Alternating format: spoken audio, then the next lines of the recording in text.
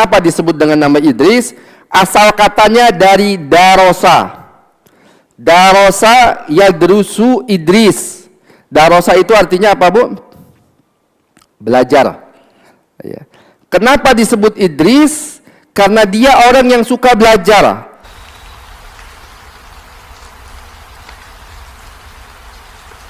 Mu'tazilah, Bu. Ya, liberal itu lebih parah dari Mu'tazilah. Mu'tazilah tidak berani dia menghilangkan hukum-hukum Allah. Mereka hanya menghilangkan sifat-sifat Allah saja.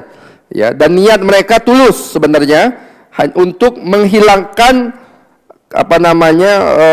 sifat-sifat makhluk di dalam Allah Subhanahu wa taala, walaupun salah ya. Walaupun ini salah, bertentangan dengan pendapat Ahlussunnah wal Jamaah. Tetapi kalau orang liberal sekarang itu lebih parah lagi, ya, menentang semua perintah-perintah Allah Subhanahu wa taala dalam Al-Qur'an dan di dalam hadis Rasulullah sallallahu alaihi wasallam. Nah, hadirin jamaah yang dirahmati Allah Subhanahu wa taala, yang paling masyhur kenapa Nabi Idris, Khanuk ini disebut sebagai Nabi Idris karena dia banyak membaca, dia suka belajar membaca. Dan kakeknya Nabi Adam sebagaimana kita ketahui, yaitu mempunyai ilmu yang banyak. Ya, kita tahu kan ibu kemarin, Bu, ya, yang hadir dalam pertemuan kemarin, Allah Subhanahu wa taala berfirman kepada Nabi Adam, wa 'allama Adamal asma'a kullaha, kata Allah, ya. Dan Allah mengajarkan kepada Adam itu semua nama-nama, diajarkan oleh Allah Subhanahu wa taala. Ya. Semua nama, kata para ulama menafsirkan ayat ini, semua nama Nabi Adam tahu. Nama pohon, nama batu, nama hewan, nama gunung, nama malaikat, nama planet-planet, nama bintang, semuanya para Nabi Adam alaihi salam tahu. Bahkan ilmunya Nabi Adam mengalahkan ilmunya para malaikat. Ya. Falamma amba'ahum, bagaimana? Falamma arada 'alal malaikati ambiuni bi asma'iha. Ya, ketika ditampakkan kepada malaikat, kata Allah Subhanahu wa taala kepada Nabi Adam, ambiuni bi asma'iha, kasih tahu aku tentang nama-namanya. Ya.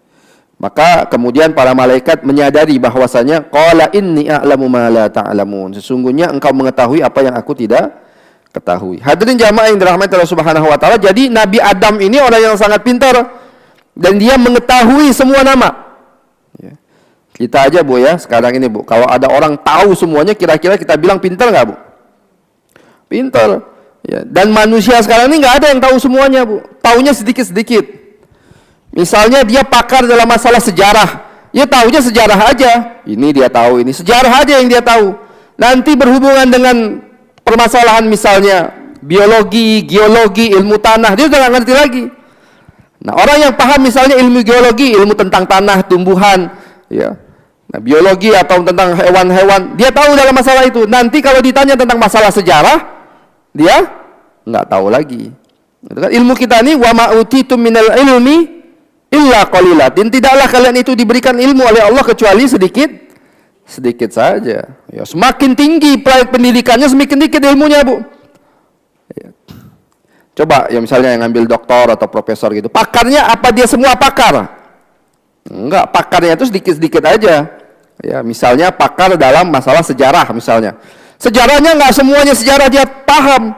Sejarahnya hanya dia paham sejarah Indonesia. Udah. Berkaitan dengan sejarah Indonesia mungkin dia profesor, pakar dalam bidang itu. Tapi kalau sudah ditanya tentang sejarah Islam di zaman Rasulullah, mungkin dia sudah nggak tahu lagi, atau tahunya cuma sedikit-sedikit saja, gitu kan.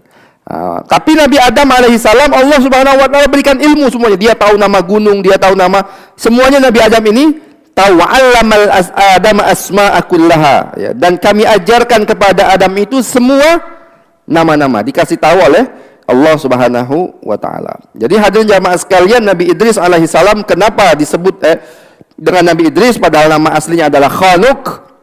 Karena berasal dari kata darasa yadrusu Idris.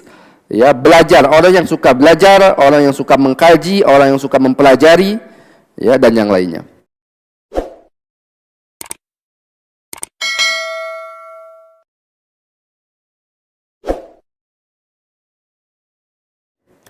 Hadirin jamaah yang dirahmati Allah Subhanahu wa taala, Nabi Idris alaihi salam juga mempunyai garis nasab dengan Rasulullah. Jadi kalau Rasulullah ditarik garis nasabnya, selain kepada Nabiullah Ismail dan Nabiullah Ibrahim, itu akan ketemu nasabnya kepada Nabi Idris alaihi salam. Seperti itulah pendapat yang masyhur yang disebutkan oleh para ulama ahli nasab.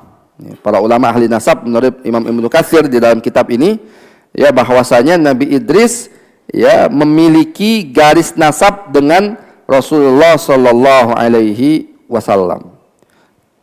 Nah, hadirin jamaah yang dirahmati Allah Subhanahu wa taala, Nabi Idris juga kita sebutkan tadi, ya, kenapa dia itu disebut Idris, karena banyak membaca dan dia juga memiliki banyak ilmu. Ya, dia juga memiliki apa? Banyak ilmu. Ya. Yang pertama, Nabi Idris, ya, beliau ini hadirin jamaah sekalian yang pertama menulis. Di sini diriwayatkan, ya, dari Muawiyah bin Al-Hakam As-Sulami, saat Rasulullah SAW ditanya tentang penulisan dengan kerikil, ketika beliau menjawab, Idris adalah nabi yang pertama menulis dengannya. Siapa yang mengikuti jejak tulisannya, maka demikian itulah tulisannya. Hadis diriwayatkan oleh Imam Ahmad dalam kitab Musnadnya. Ya. Jadi hadirin jamaah yang dirahmati Allah Subhanahu wa taala, Nabi Idris adalah nabi pertama yang menulis. Awwalu man khatta bil qalam. Ya. Yang pertama menulis dengan pulpen itu adalah Nabi Idris alaihi salam. Ya. Yang kedua hadirin jamaah sekalian, ya, Nabi Idris juga orang yang pakar dalam masalah tafsir dan hukum.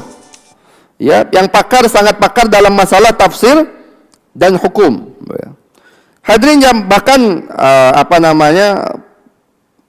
kaumnya menyebut beliau dengan gelar Harmas al-Haramisah, ya, gelar kepada Nabi Idris alaihi salam.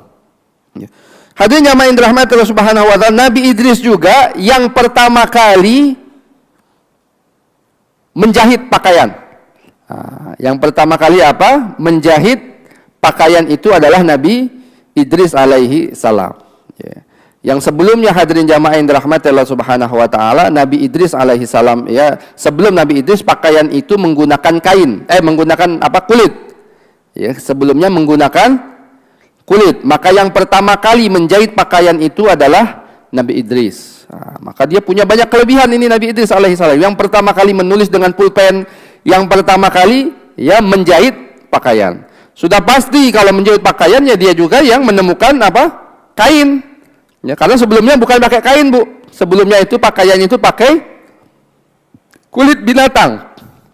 Ya, pakaian itu menggunakan kulit binatang. Nabi Idris lah pertama kali yang menemukan kain ini. Dan dia juga yang menjahit pertama kali. Kita tidak tahu lah bagaimana kulitnya, ya. Mungkin bisa jadi sudah ada kapas, bisa jadi, ya, di zaman itu, ya. Kapas, kemudian dia tenun kapas ini menjadi bahan, kemudian dia jahit. Mungkin bisa jadi juga ada jarumnya, cuman jarumnya bagaimana kita nggak tahu, ya, nggak usah kita tanyakan karena tidak ada riwayatnya. Ya, mungkin ada jarumnya juga. Ya, ada satu riwayat hadirin jamaah yang dirahmati Allah Subhanahu wa taala, tapi riwayat ini memang diperselisihkan, dianggap lemah oleh para ulama, tapi bisa kita ambil pelajaran. Ya, ketika Nabi Idris alaihissalam sedang duduk kemudian menjahit pakaian, ya, dia duduk dan menjahit pakaian, tiba-tiba ada iblis yang datang kepada Nabi Idris dengan menyerupai manusia. Ya. Iblis datang kepada Idris, ya, alaihissalam menyerupai manusia. Ya, kan setan itu bisa, ya, menyerupai manusia. Di dalam kisah Nabi Muhammad pun berapa kali kan ketika musyawarah di Darun Nadwa ingin membunuh Nabi Muhammad, itu ada usul dari iblis, dari setan. Kemudian ketika perang Badar itu setan juga menyamar sebagai manusia. Hadirin jamaah yang dirahmati Allah Subhanahu wa taala, maka iblis datang kepada Idris alaihissalam, ya, untuk apa? Kemudian hadirin jamaah yang dirahmati Allah Subhanahu wa taala, dia datang ini kemudian bertanya kepada Idris ketika dia lagi menjahit, "Wahai Idris, aku ingin bertanya sesuatu kepadamu." Apa kata Idris? Dia bilang,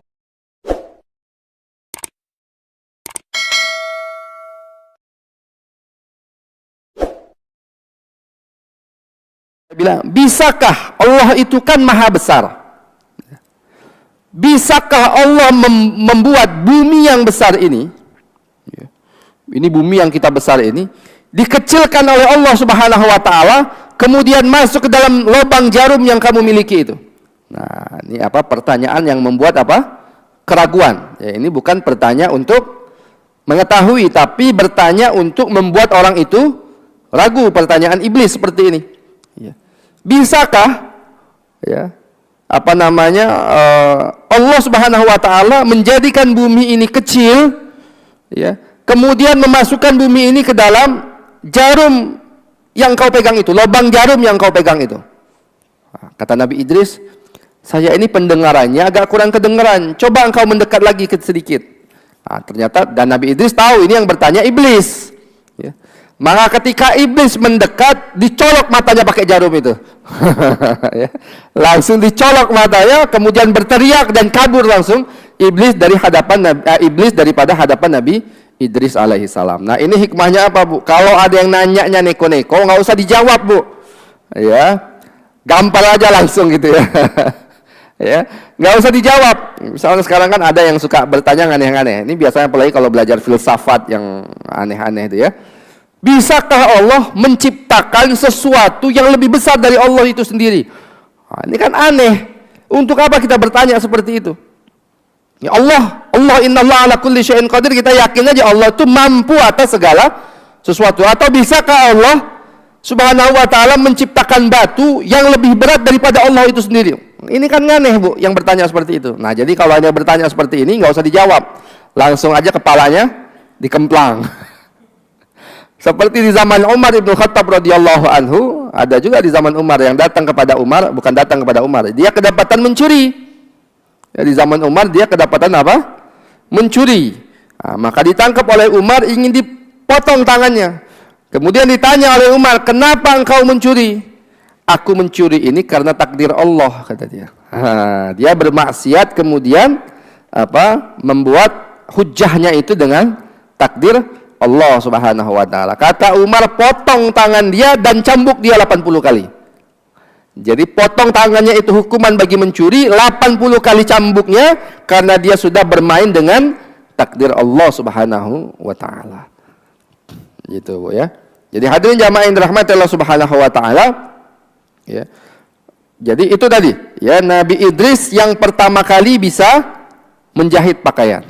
Ya, pertama kali bisa menjahit pakaian. Kemudian hadirin jamaah yang dirahmati Allah Subhanahu wa Ta'ala, maka dia juga Nabi Idris alaihissalam juga yang pertama kali bisa ilmu nujum dan hisab. Ilmu nujum ini bukan ilmu santet. Ilmu nujum ini ilmu perbintangan. Ya, ilmu apa? Perbintangan. Nabi Idris tahu bagaimana misalnya bintang ini, ya, tanda-tanda bintang ini itu apa. Itu kan ilmu, kalau kita sekarang namanya ilmu apa? Ya, astronomi atau astrologi gitu ya, ilmu-ilmu yang berkaitan dengan langit dan bintang-bintang. Ya, ilmu Nabi Idris yang pertama kali memahami ilmu tersebut termasuk. Ya, dia paham tentang bintang-bintang. Yang kemudian hadirin jamaah sekalian, ya, setelah zaman Nabi Idris alaihissalam, ilmu perbintangan ini kemudian disalahgunakan. Ya, kan ada gugus-gugus bintang, kita tahu ya, gugus-gugus bintang.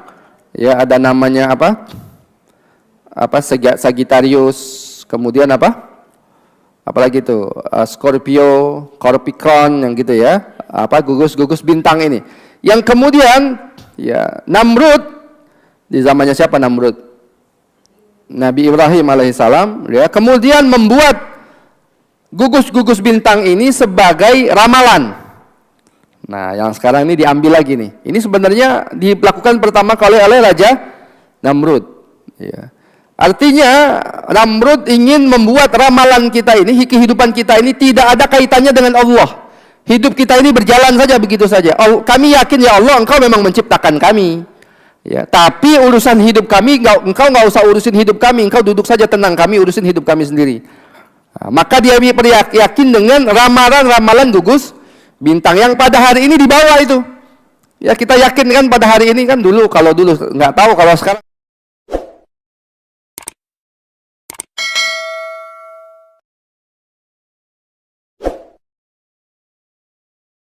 Sekarang masih ada nggak ya? Kalau dulu itu ngelihat majalah atau koran itu pasti ada. Masih ada juga ya, kita mungkin nggak tahu lagi. Sekarang tuh Corpicon misalnya, oh kamu nggak bagus berbisnis hari ini, atau kamu nggak boleh keluar rumah hari ini, jodoh kamu nggak bagus hari ini. Hadirin jamaah sekalian, itu adalah tradisi-tradisi orang dahulu yang sudah ditinggalkan. Ya, kemudian dibawa lagi kembali ke sini. Intinya adalah untuk membuat kehidupan manusia ini jauh dari Allah Subhanahu wa taala. Ya. Mereka ingin mengatakan, udah hidup kita ini kita aja yang ngurus. Kita percaya Allah itu ya tidak ada urusannya dengan kita. Maka disinilah kemudian ada juga pemahaman orang menyebarkan pemahaman sekularisme itu. Ya, bahwasanya urusan agama dan negara itu, urusan agama tidak boleh dicampuri oleh negara dan urusan negara tidak boleh dicampuri oleh agama. Nah, ini apa namanya pemikiran sekularisme. Ya, seperti itu Pak. Dan ini didatangkan dari mana? Dari Barat. Ya, semuanya didatangkan dari Barat. Dan kalau kita melihat orang-orang yang sangat getol dan bersemangat untuk menyebarkan virus-virus faham ini kepada umat Islam, kebanyakan mereka adalah orang-orang Yahudi. Ya, yang kemudian mempunyai tujuan paling utama. Apa tujuannya? The New World Order. Ya, menjadikan negara ini satu tatanan. Satu tatanan, the new world order. Ya, satu tatanan, yaitu tatanan yang bebas dari nilai-nilai ketuhanan. Itu orang-orang Yahudi laknatullah alaih. Nah, hadirin jamaah sekalian, Nabi Idris yang pertama kali memahami ilmu nujum dan ilmu